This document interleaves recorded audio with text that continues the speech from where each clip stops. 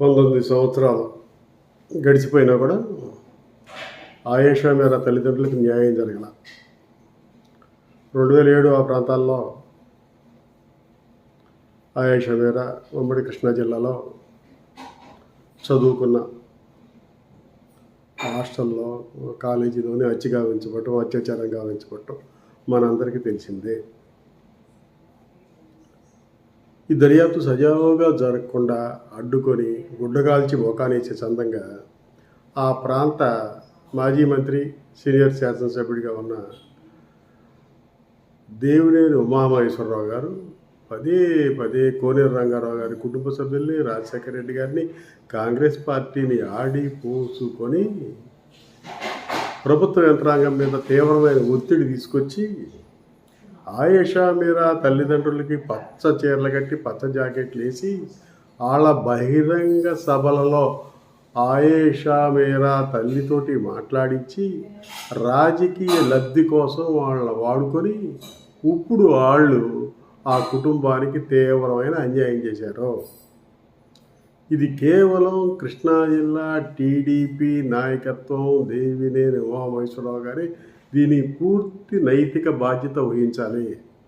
ఎందుకంటే ప్రతిదాన్ని రాజకీయాలతో ముడిపెట్టి దర్యాప్తుని సజీవంగా నడవలేకుండా దాన్ని వక్ర మార్గం పట్టించి డైరెక్షన్ గుడ్డగాల్చి మొఖానేయడంలో సిద్ధావస్తుడు.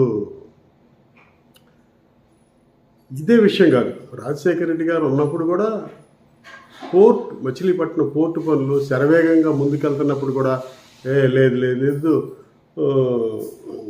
గిలకల దిండిలో పోర్టు ఉండదు, గోగులేరు వెళ్ళిపోతుంది, అక్కడ భూములు కొన్నారు అని చెప్పి నానా యాగి చేశాడు. గిలకల దిండా గోగులేరా, గోగులేరా గిలకల దిండా అని చెప్పి పద్దాక ప్రాజెక్టులను అడ్డుకోవటమే తప్ప కృష్ణా జిల్లాలో పంట, వర్షము, వ్యవసాయ ఆధారము భూములు ఉన్న ప్రాంతంలో పారిశ్రామికంగా అభివృద్ధి చేయటం కోసం పోర్టుని, ఇతర ప్రాజెక్టులను తీసుకొస్తా ఉంటే అప్పుడు